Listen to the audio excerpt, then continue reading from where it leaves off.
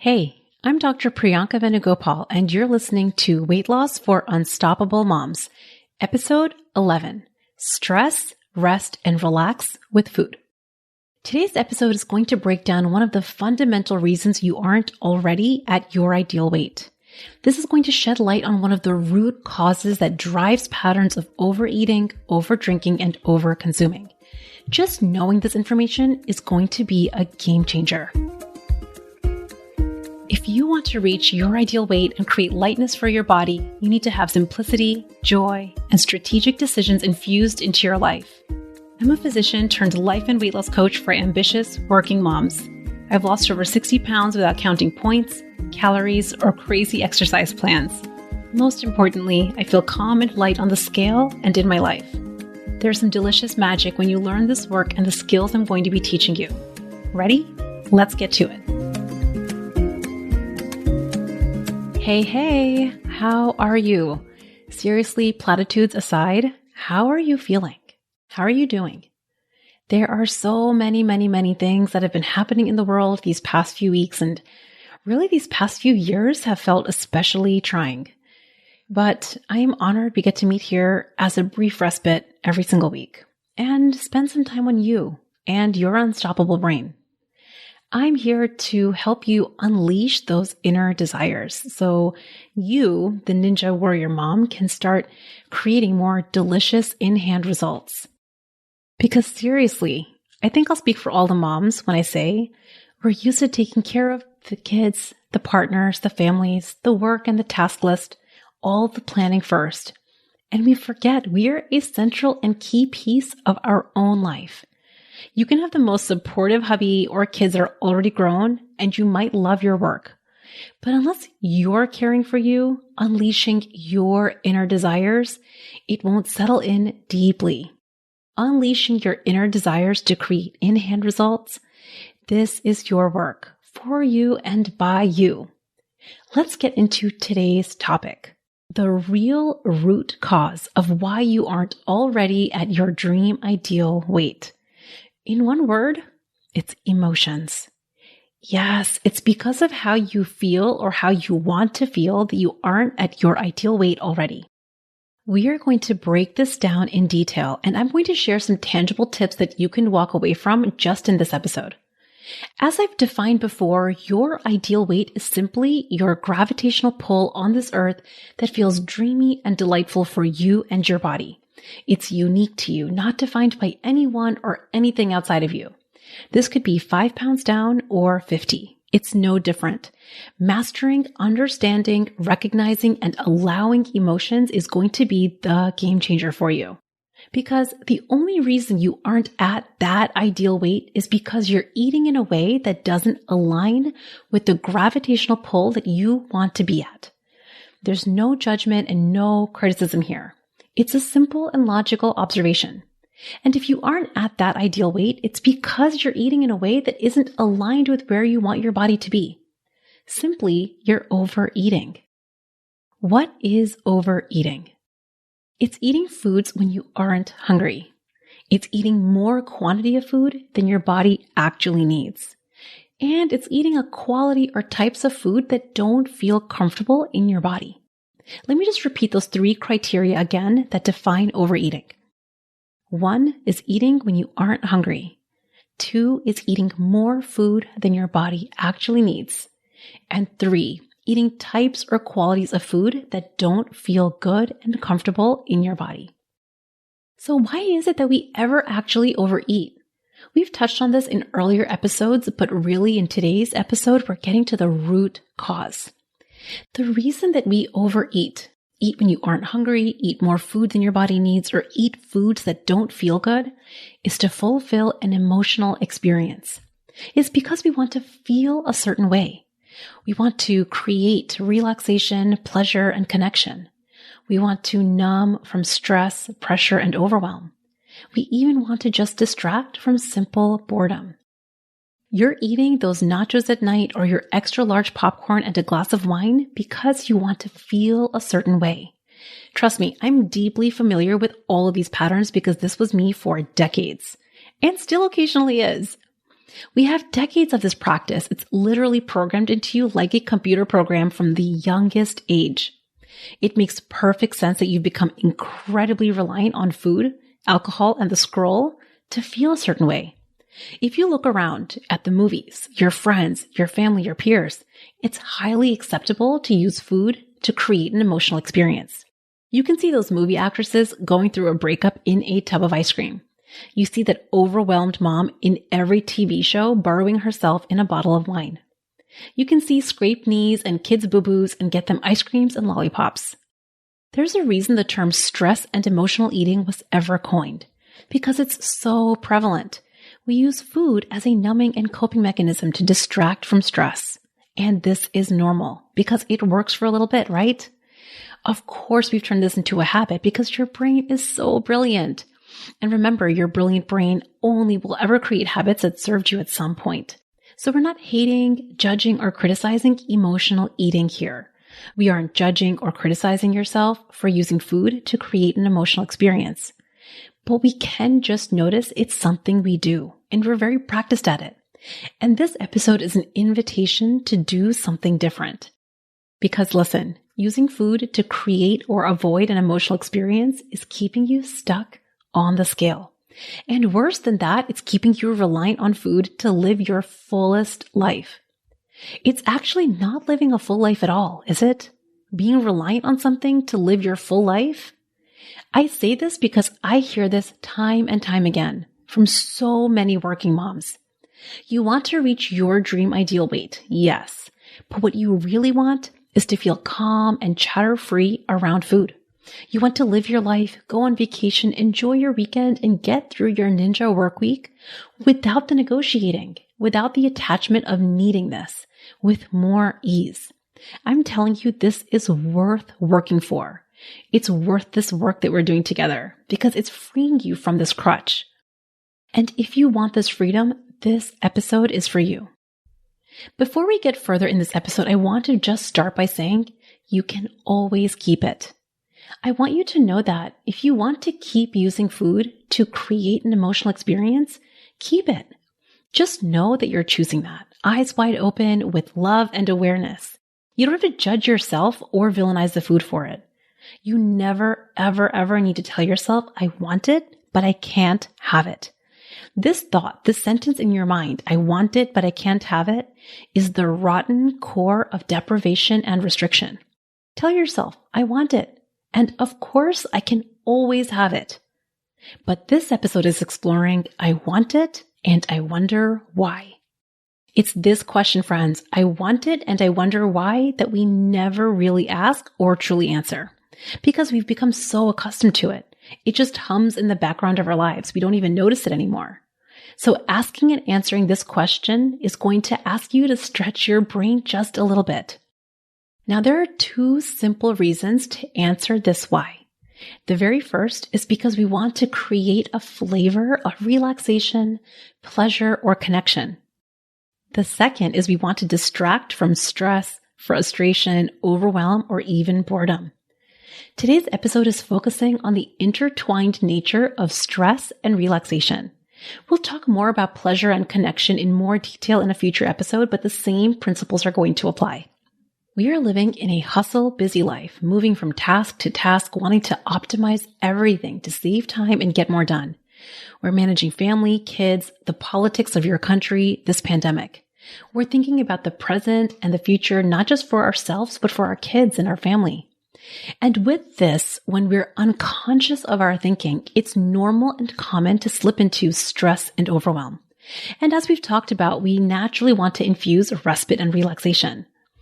I think this is such a common one, especially for hardworking moms like you.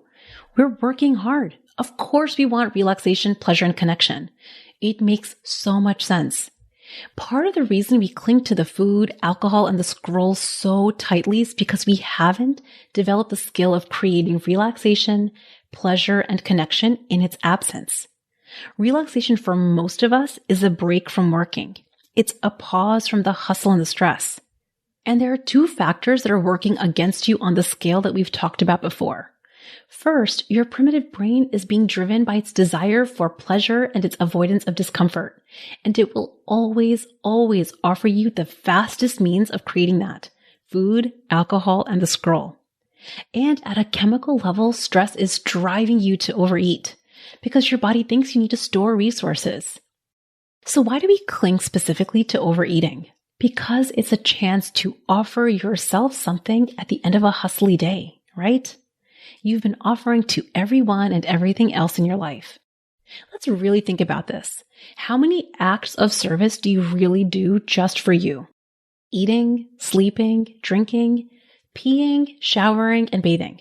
Those are the things that you do just for you. And if you're a working mom, I would be willing to bet that most of those things are interrupted. The kids are watching you poop, you're having disjointed and random moments of rest, and everything feels like it's in just a little bit of a rush. And most definitely, none of it is being done with calm intentionality at all. I remember when I was an intern as an OBGYN resident, we were hustling. We had to get there early before the senior residents to pre-round on the patients. And to make matters for me more stressful, we were the least experienced. We had a very long list of responsibilities, but we were the slowest at getting them done. And we had a huge learning curve because there was an expectation for us to rise to the challenge. We had to learn quickly in service of our patients and for our own expertise as new physicians. I was in performance mode all day. I wanted to impress my attendings. I wanted to be liked by the nurses and my peers. And of course, I wanted to do and learn well. I needed to learn from books, but I also needed to learn from real life hands-on application. I was on all day, and our schedules day after day were long. And as we moved up the ranks, it led to longer shifts and even more responsibilities. I thought intern year was challenging because I knew the least. I was the least experienced. Intern year, I still remember asking whether I was allowed to order Tylenol for a patient. But by my chief year, I had the experience and skills. I could deliver a baby or do an emergency C-section if necessary. And I could do this with more skill than I could have the previous year. But with every added year also led to added responsibilities to teach junior residents and medical students. And so every year things changed. My skills grew, but so did my responsibilities. And my state of mind stayed the same, relatively constant. The ask here was for me to work in a certain way, to work certain hours, to complete certain tasks, and to have certain mile markers met. And I was hustling to do all of it. And everyone around me was hustling too, which normalized the whole entire experience. Now, this episode isn't about the state of medicine and physician burnout, though that will absolutely be an episode coming one day. But I share this to paint a picture of a hardworking day, almost daily, with little real restorative rest. And add to that, I had my son in my final year of residency. And so I would hustle at work to come home to hustle as a mom. I was pumping and breastfeeding and providing at work and at home. I wanted to be the best at work, and then I would come home and want to be the best for my new baby. And I forgot about what was best for me and my body in between. I share all this, and I can still say I would never have ever chosen a different path. Becoming a board-certified OBGYN was meant for me, even through everything that I'm sharing with you. I loved so much of it. I loved taking care of women. I loved serving in this way. I loved the medicine, and I loved the skills and knowledge I gained. Me sharing the hustle and overworking isn't to take away from my incredible love of medicine and this field. And I think this is many of you. You love your work and your family, and you love so many elements about it, but you're hustling. This is what would happen. I'd get home and my husband, who's not a medical doctor by a long stretch, unless you count his extensive knowledge by watching medical TV shows, would greet me. And I would have residual stress following me from the day. I wasn't conscious of my thoughts as much because this was before coaching. I was just in the hustle, wanting to do better and be better like everyone else. I had spent the day holding my pee, eating quickly while standing between cases going to the OR. And this left me coming home thinking, I deserve a break already. I was a little irritable and hungry, and I just wanted to plop down and relax. For me, this became dinner, often takeout in front of the TV, with cheese, crackers, and a glass or two of wine. And I would initially eat to satisfy the hunger, eating fast and ravenously because I'd ignored my body all day. But then I would keep going, nibbling and snacking even when hunger had left my body, totally disconnected from the cues my body was giving me in real time. Why did I do this? Why is it that any of us do this? Because we use food to relax, and it became a hardwired and patterned habit. And slowly, it just became my norm. With this crept on the weight. And listen, this worked. I did relax for a few moments. Those 40 minutes of my favorite Netflix show were a glorious escape. So I'm not knocking this completely. But to be honest, it just wasn't a coping mechanism that really created anything near my dream result. I wanted to really feel relaxed. And I didn't know any other way to create it because this was before the era of coaching in my life. I just knew I wanted a fast way to feel good. And traditionally, for me, this came from doing well, getting the proverbial A, positive feedback from authority figures, and definitely the cheese, crackers, and glass of wine. So I would feel relaxed for a few moments in front of my Netflix with my cheese, crackers, and wine. And this coping mechanism worked to do that for those few moments. But it inevitably led to weight gain. Let me just take a brief pause here before I continue on to share. You can absolutely have cheese, crackers, and wine with Netflix and not overeat. You can enjoy food, alcohol, and the scroll without creating heaviness in your body. And this is a practice. But to do this and to create this sustainably requires the work we're talking about in this episode first. Because when you're relying on food to create an emotional experience or relaxation to relieve stress, I promise you, you're eating more than your body wants. You're so attached to the food to create an emotional experience, you're not paying attention in real time to the signals your body is giving you. You blow right past her comfortable satiety. You overeat and you overdrink, all because you deserve the break and you want to create an emotional experience. I totally get it. I shared my personal story of residency as a very vivid experience that I went through. And maybe it's more extreme as an example of how we can use food to create relaxation. But I think this is a common story for most working moms. It worked a little bit, but with it came a heavy outcome. And it deepened my reliance on food, alcohol, and Netflix. It created heaviness on the scale that crept up year after year. And honestly, worse than all of that, it created more frustration that I stayed stuck on the scale. So I had used food to create an emotional experience of relaxation. But let me tell you, overall, it kept me feeling frustrated with myself and my body. And I can say this now, the momentary distraction just wasn't worth the lasting heaviness and frustration that I felt. I can only say this now and know this deeply because I have tools to create an emotional experience on purpose and with intention. I don't need to rely on food, and neither do you. How amazing is that this is possible for all of us? Because let's be honest, food and Netflix isn't creating deep in your bones relaxation. The fact that it's so temporary is a great clue. So now we know that food is an easy out to create momentary relaxation and distraction from the hustle of your day. But think about what this reliance is actually creating for you right now, in real time, and for your future. So why are we doing this again? It's because we've never been taught how to feel emotions, those sensations and vibrations in your body, the ones that come and go.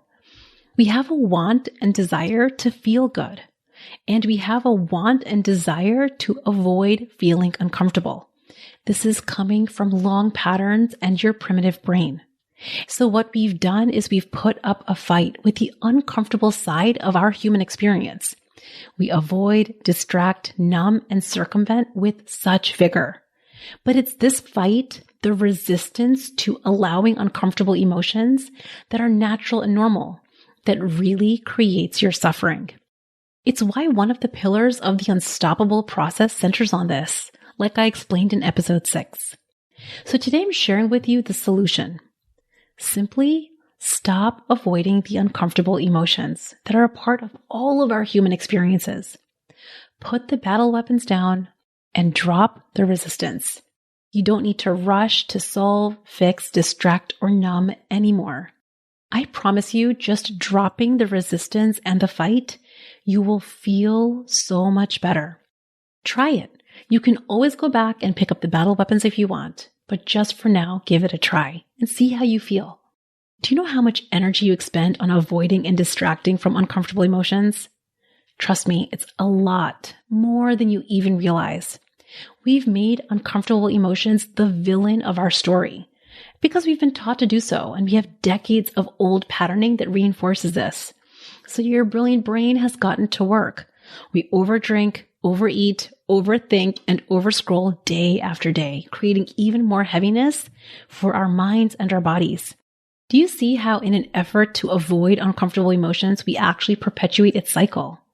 And with this, we tightly hold on to the evening snacks and wine in front of the screen even more.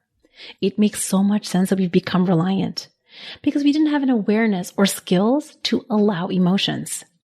So how do you implement knowing this and create solutions around allowing emotions? First, just know now and forevermore that food doesn't solve emotions and it cannot create a lasting emotional experience. Never, ever. Sure, it might distract you for a little bit, but it can never solve anything. Because emotions are coming from your thinking, your brilliant brain, and your stories. And food is distracting you from actually solving this. Do you want to be free of this? It feels a little bit like I'm asking you a Matrix-style question. Do you want to pick the red pill or the blue pill? Do you want to use food to forever distract you from your emotional experience? Or are you done with that? But in all seriousness, I understand the attachment because I was there. It feels a little bit like one of those safety wubby-nubbies, that safety blanket that we're used to having that reliably allowed us to feel comforted. But Ninja Moms, I promise you, you are capable of comforting yourself. You are capable of releasing this slow grip and creating freedom. Now, you don't have to do more to learn this skill, so don't get overwhelmed. It just starts with simple awareness and a practice of implementation with everything you're learning here. Notice uncomfortable emotions and welcome them like a friend knocking on your door. I gave this analogy once in a masterclass about a year ago on urges, and I love this analogy so much that I'm going to share it here. The analogy was an uncomfortable emotion comes and knocks on your door, and we are just used to shutting our doors and closing our windows tight. So what does she do? She bangs on the door louder and louder and louder, breaking down the house. This is what resisting, avoiding, and distracting from uncomfortable emotions do. Instead of doing any of that, we could simply open the front door and welcome her in, like we would any other emotion. Think of your group of friends right now. You might have some that you have more of a kinship with, or some people that you enjoy the company of more. You might enjoy happy, content, proud, and satisfied more than you enjoy sadness, stress, or frustration. But they're all a part of the mix of your life's experience. So what would it feel like for you to let them all in the door, to make them all comfortable, so that your house never had to break down? Because both comfortable and uncomfortable emotions are a part of your human experience. It's how it is and how it always will be, in fairly equal amounts. And it doesn't matter what stage of life you're in. However busy your calendar seems to look right now, or however free you seem to be, you're going to have a mix of comfortable and uncomfortable emotions. It really reminds me of my personal experience being an intern and then graduating residency. As an intern, I was convinced that by the time I got to fourth year and started practicing as an attending, things would feel so much better. But what was so interesting is with every passing year, I had more responsibilities. So being an intern or being a chief resident or being a practicing attending didn't change my experience of being human. In every stage of our life, from childhood, through our young adolescence, through our working life, whether you have a lot of responsibilities or none at all, you're going to experience both, the comfortable and the uncomfortable. We don't have to try to feel happy 100% of the time.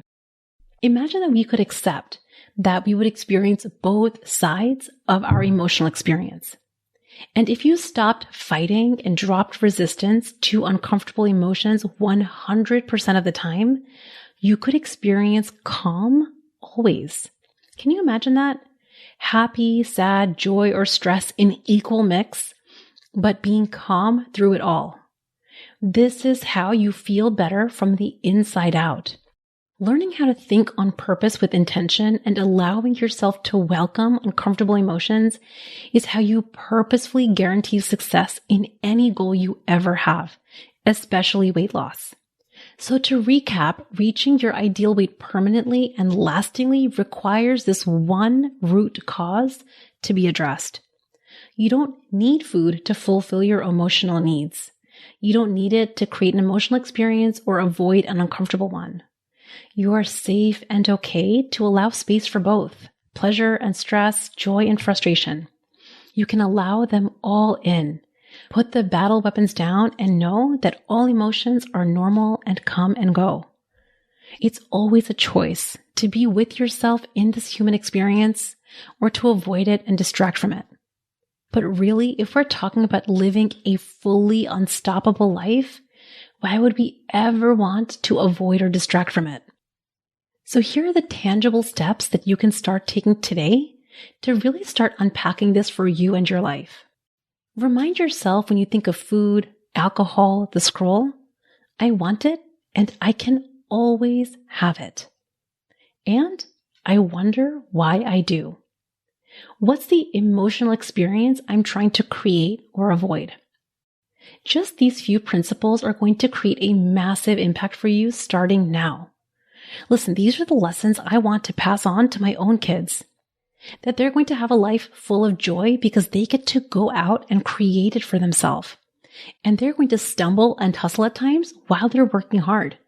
They might experience stress and frustration, and none of it is a problem. They never need to eat, drink, or numb their brains ever again. Friends, we get to go first and model this to them. In the next few weeks, I will be doing a deeper exploration of how to feel emotions, especially uncomfortable ones, how to befriend them and welcome them in. But the principles in this episode highlight and address that emotions are the root cause of overeating. Just knowing this is going to be such a game changer for you. I can't wait to see you next week. If you want to take this work from your ears to real life application, the Unstoppable group might be for you. This is my intimate 6-month coaching experience for ambitious working moms who want to reach their ideal weight simply and with more joy. We're taking everything you're learning in this podcast and implementing it together in real life. If this sounds like something you want, I would love to have you in the room. You can learn more about the group at theunstoppablemombrain.com/group, GROUP. And also you can still grab the free replay of the masterclass on my website, The 3 Simple Steps to Unstoppable Weight Loss. I hope you have an amazing week, my unstoppable friends. Bye. Thanks for listening to Weight Loss for Unstoppable Moms. It's been an honor spending this time with you and your brilliant brain. If you want more information or resources from the show, visit theunstoppablemombrain.com.